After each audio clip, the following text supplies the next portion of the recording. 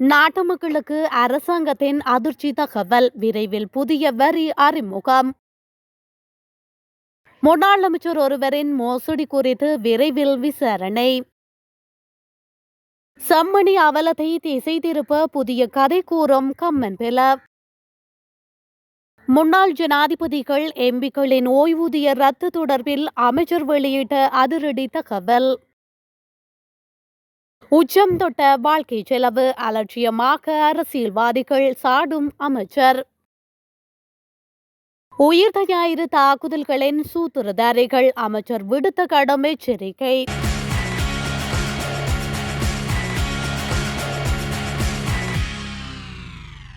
தேசிய மக்கள் சக்தி அரசாங்கம் மிக விரைவில் இலங்கையில் தேசிய சொத்து வரி அறவிடல் முறையொன்றை அறிமுகப்படுத்த உள்ளது. எதிர்வரும் 2027 ஆண்டு தொடக்கம் இந்த சொத்து வரியை நடைமுறைப்படுத்த அரசாங்கம் உத்தேசித்துள்ளது. இலங்கை பிரித்தானியாவின் குடியேற்ற நாடாக காலனித்துவ ஆட்சி நிலவிய காலத்தில்தான் முதல் முறையாக இலங்கையில் சொத்து வரி அறிமுகப்படுத்தப்பட்டது. தற்போதைக்கு இலங்கையின் நகர்ப்புற சொத்துக்களுக்கு மட்டுமே பல்வேறு உள்ளூராட்சி மன்றங்கள் மூலம் சொத்து வரி அறவிடப்படும். அதற்கு பதிலாக இலங்கையின் அனைத்து பிரதேசங்கள் மற்றும் கிராமப்புறங்களை உள்ளடக்கியதாக புதிய சொத்து வரியொன்றை அறிமுகப்படுத்த அரசாங்கம் நடவடிக்கை மேற்கொண்டுள்ளமையும் குறிப்பிடத்தக்கது. யுத்தம் நடந்த மண்ணில் எங்கு தோண்டினாலும் மனித புதைக்குழிகள் இருக்கத்தான் செய்யும் எனவும் செம்மணி மனித புதைக்குழியில் அகழ்வு பணி மேற்கொள்வது தேவையற்ற விடயம் எனவும் பிவுத்துறை கிள உரிமையவின் தலைவர் உதயகம்மன் பிள்ளை தெரிவித்துள்ளார். செம்மணி மனித புதைக்குழி தொடர்பில் கருத்துரைக்கும் போது அவர் மேற்கண்டவாறு குறிப்பிட்டுள்ளார். அவர் மேலும் தெரிவிக்கையில், வடக்கு யுத்தம் நடந்த மண். இந்த மண்ணில் எங்கு தோன்றினாலும் மனித புதைக்குழிகள் இருக்கத்தான் செய்யும். யுத்தத்தில் உயிரிழந்தவர்கள் பலர் மண்ணுக்குள் தான் புதைக்கப்பட்டார்கள். எனவே அந்த புதைக்குழிகள் யுத்தத்தின் பின்னர் வெளிக்கிளம்பும் போது பலரும் வெவ்வேறு விதமாக கருத்து வெளியிட்டு வருகின்றனர். செம்மணியில் தற்போது கண்டுபிடிக்கப்பட்ட மனித புதைக்குழியை பெருமளவு நிதிகளை வீண்விரியம் செய்து அரசு அகழ்கின்றது. இது தேவையற்றது. அந்த புதைக்குழிக்குள் இருந்து எலும்புக்கூடுகளாக மீட்கப்படுபவர்கள் உண்மையில் எந்த இனத்தை சேர்ந்தவர்கள் என்று தெரியாது. ஏனெனில் யுத்தத்தில் 3 இனத்தவர்களும் உயிரிழந்தனர். எனவே செம்மணி மனித புதைக்குழியை தோண்டுவது மீண்டும் இன வன்முறைக்கு வழிவகுக்கும் என்று அவர் மேலும் குறிப்பிட்டுள்ளார். உயிர்த்த ஞாயிறு தின விசாரணைகளின் பிரகாரம் எதிர்காலத்தில் சிலர் கைது செய்யப்படலாம் என்று அமைச்சர் நலிந்து ஜெயதிச தெரிவித்துள்ளார். உயிர்த்த ஞாயிறு தின தாக்குதல் தொடர்பான விசாரணைகள் எந்த மட்டத்தில் உள்ளன என்று அமைச்சர் நலிந்தவிடம் வினவிய போது அவர் மேற்கண்டவாறு கூறியுள்ளார். அவர் மேலும் குறிப்பிடுகையில், உயிர்த்த ஞாயிறு தின தாக்குதல் தொடர்பில் அசாத் மௌலானா உட்பட தேவையான நபர்களை நாட்டுக்கு கொண்டு வருவதற்கு ராஜதந்திர நடவடிக்கைகள் முன்னெடுக்கப்பட்டு வருகின்றன. இந்த விடயத்தில் சந்தேகம் மேற்கொள்ள வேண்டிய அவசியமில்லை. இதுவரையில் வெளிவராத பல தகவல்கள் விசாரணைகளில் வெளிவந்த வண்ணம் உள்ளன. அவற்றின் ஒரு பகுதியையே பொதுமக்கள் பாதுகாப்பு அமைச்சர் நாடாளுமன்றத்தில் பகிரங்கப்படுத்தினர். விசாரணைகளின் பிரகாரம் எதிர்காலத்தில் சிலர் கைது செய்யப்படலாம். விசாரணைகள் இன்னும் நிறைவு பெறவில்லை. அது விரைவுபடுத்தப்பட்டு நீதிமன்றம் ஊடாக உரிய நடவடிக்கை இடம்பெறும் என்று அவர் மேலும் தெரிவித்துள்ளார். பொதுமக்களின் வாழ்க்கை தரத்தை உயர்த்துவதற்காக அதிகாரத்திற்கு வந்த அரசாங்கத்தின் அரசியல்வாதிகள் மற்றும் அதிகாரிகள் சுகபோக வாழ்க்கையை அனுபவித்துக் கொண்டிருப்பதாக அமைச்சர் கே.டி. லால்காந்த கவலை வெளியிட்டுள்ளார். கண்டியில் நடைபெற்ற நிகழ்வொன்றில் கலந்து கொண்டு உரையாற்றும் போதே அவர் மேற்கண்டவாறு தெரிவித்துள்ளார். அங்கு தொடர்ந்தும் உரையாற்றிய அவர், பொதுமக்களின் வாழ்க்கை தரத்தை உயர்த்தும் நோக்குடன் தற்போதைய அரசாங்கம் பதவிக்கு வந்திருந்தது.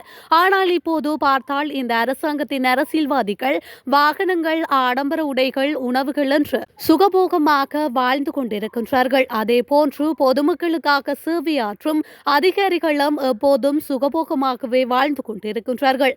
ஆனால் பொதுமக்களின் வாழ்க்கை தரம் இன்னும் உயரவில்லை.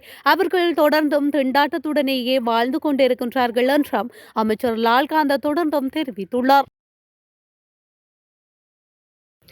கடந்த 2019 வருடம் உயிரிழந்த முன்னாள் அமைச்சர் சாலிந்த திசாநாயக்கவின் காணி மோசடி ஒன்று குறித்த விவகாரம் விரைவில் விசாரணைக்கு உட்படுத்தப்பட உள்ளது.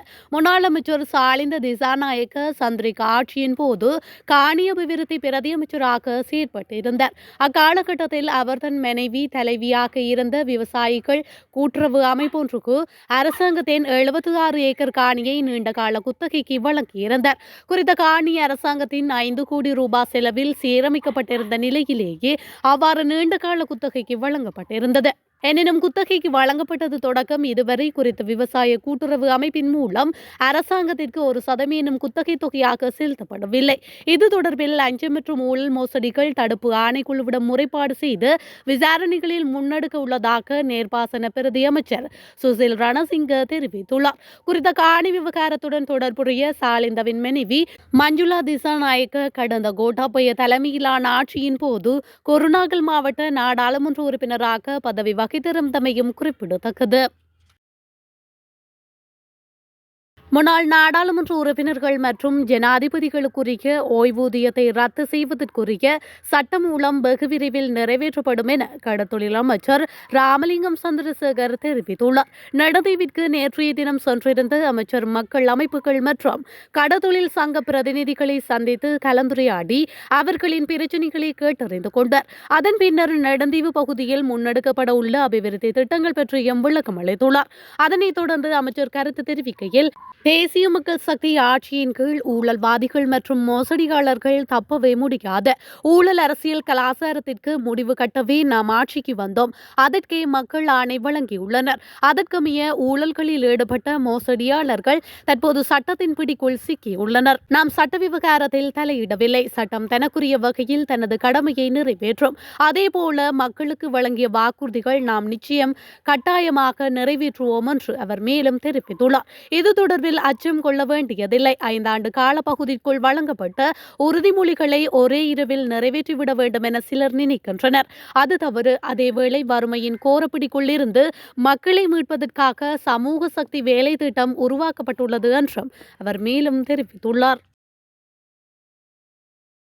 உயிர்த்த ஞாயிறு தின குண்டு தாக்குதல்களின் சூத்திரதாரிகள் எவரும் சட்டத்தின் பிடியிலிருந்து தப்பவே முடியாது எனவும் இந்த சம்பவத்துடன் தொடர்புடைய சகலருக்கும் தண்டனை கிடைத்தே தேரும் எனவும் நீதி அமைச்சர் ஹர்ஷன நாணயக்கார தெரிவித்துள்ளார்.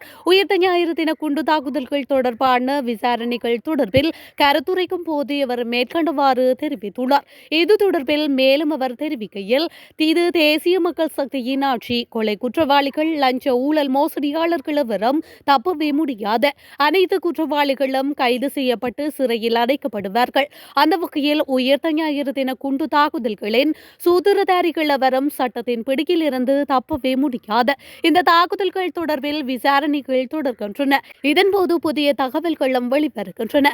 மேற்படி சம்பவத்துடன் தொடர்புடைய சகலருக்கும் தண்டனை கிடைத்தே தீரும். உயிர்த்த ஞாயிறு தின குண்டு தாக்குதல்களுடன் தொடர்புடையவரையும் எமது அரசு பாதுகாக்காது. இந்த தாக்குதல்களால் பாதிக்கப்பட்ட மக்களுக்கு எமது ஆட்சியில் நீதி கிடைத்தே தீரும் எனவும் அவர் மேலும் தெரிவித்துள்ளார்.